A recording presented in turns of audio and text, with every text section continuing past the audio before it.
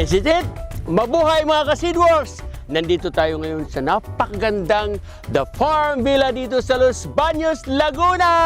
At hindi ako nag-isa dahil kasama natin ang mga ludi at future chefs mula sa Maria Montessori Children's School.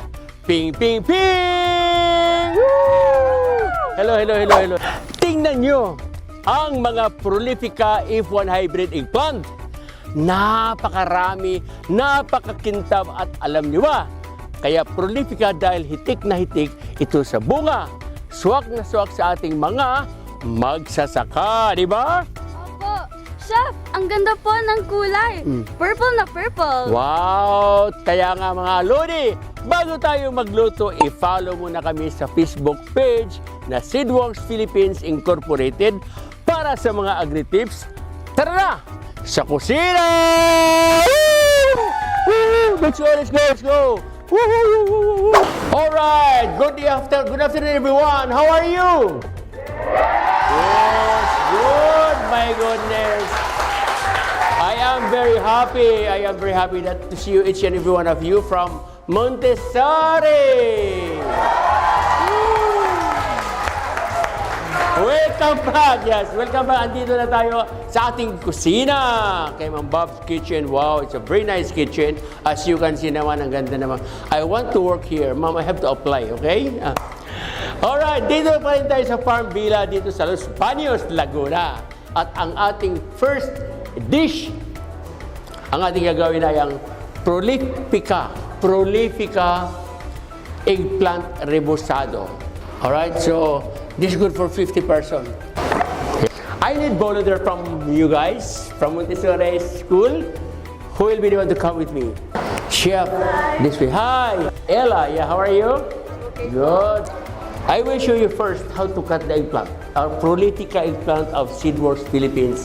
This #1 quality in the market. We are using this for wherever I go or in the market. So first I have to cut the end. Alright, so I will cut very thin. One. So it should be thinner like this, so that you can roll it.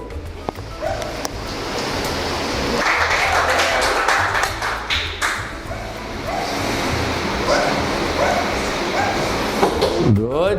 Yes. Very thin. Wow. Perfectly done. You know, you did it. Wow. All right. Now, do like this, rolling pin. Can you do it for me like this? So that very easy to roll. Then I will cut the chicken right now. We have the chicken, breast chicken. I have to wipe or pat dry so that it's not watery. Remove the skin, boneless. So from farm to table, we call it farm to table. You have to mince. If you have machine, you can put in the mincer. It means very easy. But since this is the demo, you have to start from the scratch. Now, another interesting part is how to cut the onion. Here's a one of onion. Ella, if you cut the onion, supposedly some of the chefs are doing that directly to cut. But for me, like this, the technique. You have to remove this one, right? Another side.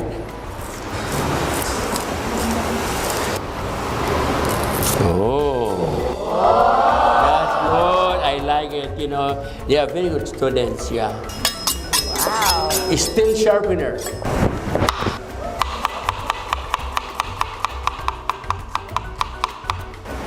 One, then two, then cut like this. This is called bronwa. Wow. Then spring onion. See ba? Spring onion. Then you remove this one, the steam. This one by one. Then clean it like this. Clean. One. Okay. All right. So then you have to wash. Then you cut into small cubes or brown one. Because if you cut this one, you start from here, it's quite for a long time, right? And up to the end. So what I did, I have to cut into 3, 1, 3, then incorporate all together. This one is edge, nothing. Then you have to cut like this. Okay, when I finish this one, then we can start to stuffing or filling. Then we have to roll. Good. All right, so I have to put 1 egg. Oh. Salt.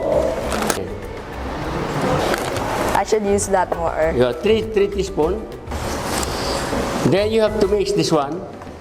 I have to make flour. Mix. We have to test Yes. raw meat. I will give you the technique how to taste the raw meat. When you taste raw meat like this, only this one.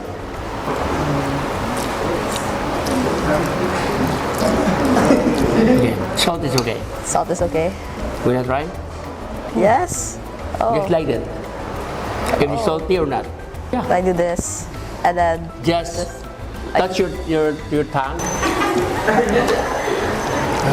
Salty, not salty. Enough? perfect. Perfect. See that one? Okay. I need one more volunteer. Guy, come here. Or maybe one more, 2. All right. Now you get a toothpick already with you guys. Come on, everybody. All right. A chopstick. You know how to use chopstick, right? Yeah. Yeah. So like that. Then you have to roll it, guys. Roll. Like sushi. Like sushi, yeah, like sushi. Like sushi, then you have to put the toothpick here like that. Then this is a broken one, so I put 2. Then you put it here. All right. Here's the chopstick here. Need chopstick here. One more There you go. chopstick. You roll it, yeah, like a sushi. Okay, good. Make it double time. Hurry up. Are you hungry? Yeah, you see. Now while we are waiting for that, I have to put also the flour into the bowl. So much flour. Then I put the water, guys.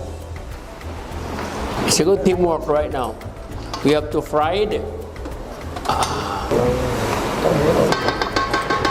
One more. I'm getting so much. Open. After that, we have to dip into the butter of mixtures of flour, the rebosado like tempura. Then we have to fry. I'm just waiting until become hot. So you will do like this. Oh.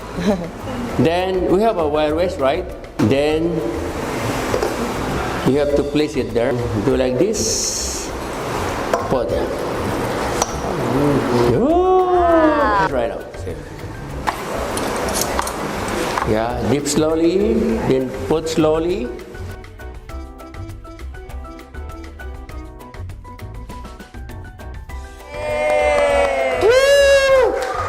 Very excited. All right. Oh, beautiful. Wow. Oh. My advisor, come here too. Come here, mom. Then let us know if it's good or not. It's hot. Woo! Woo! You did a great job, guys. Yay! All right, go ahead. Another one. Last one. Okay. Just put it there. All right. Yay! Now, finish. Wow! Last piece. Woo!